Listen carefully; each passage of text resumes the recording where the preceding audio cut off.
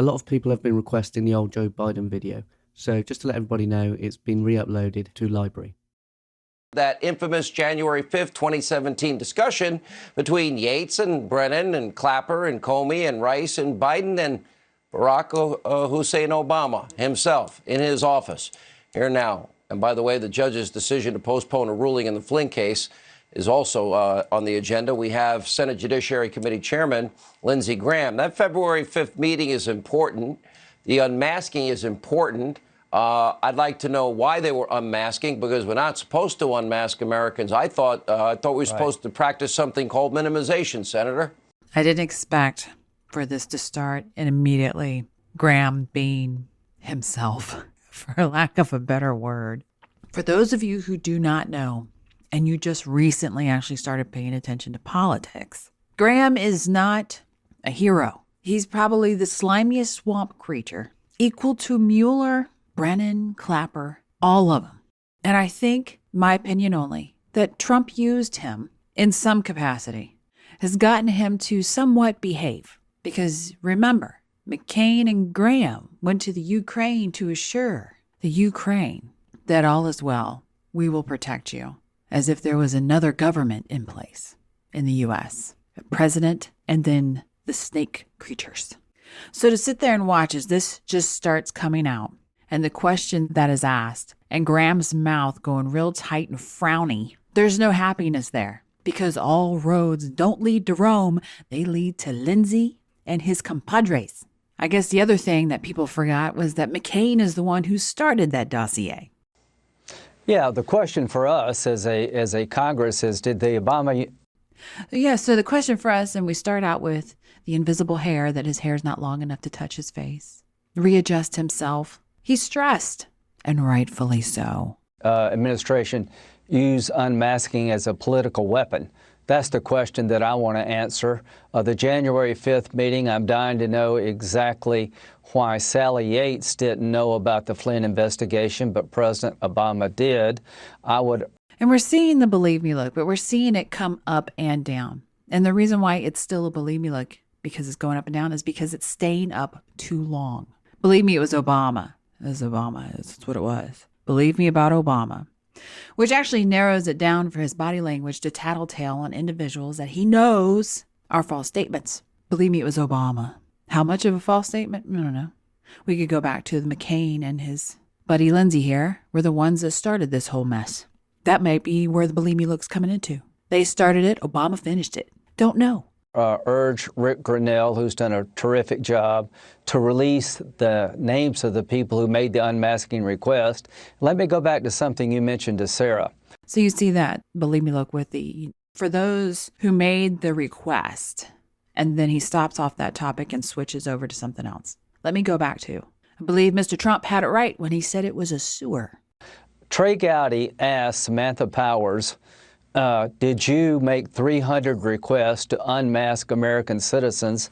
And she said, I made nowhere near this number of requests, but the NSA in their files have almost 300 requests being made by Samantha Powers. If she didn't do it, who did? What does it mean? So if she didn't do it, and we see that come up, and it's still up, even as I'm speaking, it's still up. Who did? The song comes to my head. It wasn't me.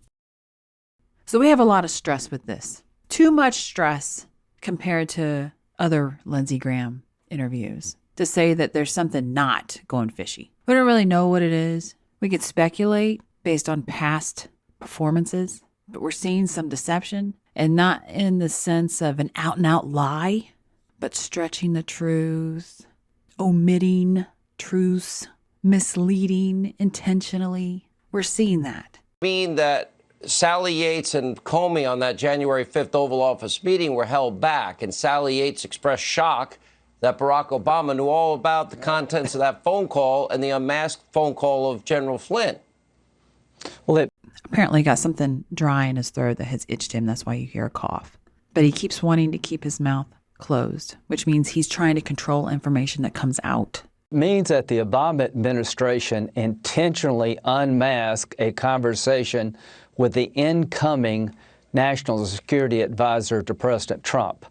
That is stunning. If I ever find that the intelligence community is unmasking my phone calls with foreign leaders where I discuss foreign policy as a United States Senator, heads will roll. I find it unbelievable that the outgoing administration is surveilling the incoming administration. That is incredibly wrong, at the minimum, unethical. So that wonderful, unethical speech he just gave was just that, a speech. He's not animating in any way. His body's in portrayal. He's not moving. He didn't give any kind of a brain search. All he did was give portrayed emphasis on his words. You don't see anger. You don't see disgust. There's nothing there. This was an act. What about the realization now that, in fact, Hillary, you have one guy, this guy Mook, apparently, who was given the bills from Fusion GPS to pay for the Russian disinformation, and Podesta saying that, in fact, yeah, Hillary kind of knew, and we all knew that we were paying for op research, and some of it was from Russia, and that, you know, in the end, the New York Times actually, you know, got something right. The toilet paper Times. And that is that they figured out it was Russian disinformation, which means that if it came from the Russians, the bad intel on Trump and the... I was watching that go through. You see a lot of tightness in the mouth. He keeps going back in his body, and then he kind of rolls around like a pendulum. They're not huge movements, but it's like a getaway movement.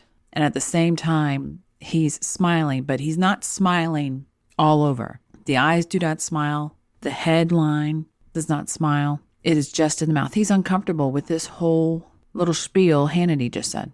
Why would you be uncomfortable? Bad op research was designed to help Hillary, not Trump. Yeah, the document used to get a warrant against Carter Page was paid for by the Democratic Party, and the information came from the Russian intelligence community. To my Democratic colleagues, this is not a distraction. This is an undermining of the rule of law, and we're going to get to the bottom of it. All right, Senator, look forward to it. And we're going to get to the bottom of it. Got a big old positive head shake on that one. More portrayal. This was a very nice speech, but it was all portrayal. Does that mean when he's doing these portrayals through this, that there's nothing going to be done? Well, I don't know. We don't know what deals have been made. We have no idea. We just know that the mind and body here is trying to convince those watching that his words are true and this is what's going to happen. That's what portrayal ultimately does. It tries to convince the other party of its sincerity. If you'd like to learn more about analysing body language, there is a video course available on Mandy's website for Gold subscribers, where Mandy teaches more about her techniques of deception detection. There's also other content such as the Crime series and Interesting Minds series, available to both Gold and Silver subscribers. If you like it, please share and subscribe. Thanks for watching.